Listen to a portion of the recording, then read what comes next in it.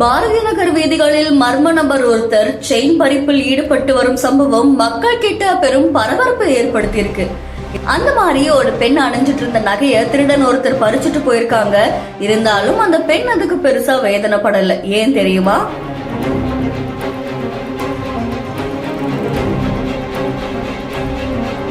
ராமநாதபுரம் மாவட்டம் பரமக்குடி சுப்பிரமணியன் தெருவுல மாலையில பெண்கள் நடந்துட்டு போறதுக்கே ரொம்பவே பயமா இருக்கு அப்படின்னு சொல்லியிருக்காங்க. ஏன்னா ஒரு பெண் மீனாட்சி அம்மன் திருக்கோவில்ல விளக்கேற்றி வழிபாடு செய்துட்டு பாரதி நகர் வழியா வீட்டை நோக்கி பயணம் செஞ்சுட்டு இருக்கும் போது ஆள் நடமாட்டம் இல்லாத இடத்துல அந்த மர்ம நபர் பெண்களுடைய கழுத்துல இருந்த சங்கிலிகளை அறுத்து பறிச்சுட்டு போற சம்பவம் பெரும் பரபரப்பை ஏற்படுத்தி இருக்கு. அதை தொடர்ந்து அந்த பெண்ணுடைய அலறல் சத்தம் கேட்டு அக்கம் பக்க வீடுகள்ல இருந்து எழுதால கழுத்துல காயம் ஏற்பட்டிருக்கு.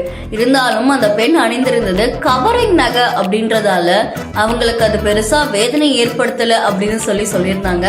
இந்த சிசிடிவி காட்சிகள் வெளியாகி இதோடைய அடிப்படையில செயின் திருடன பரமக்குடி நகர் போலீசார் தீவிரமா தேடிட்டு வராங்க.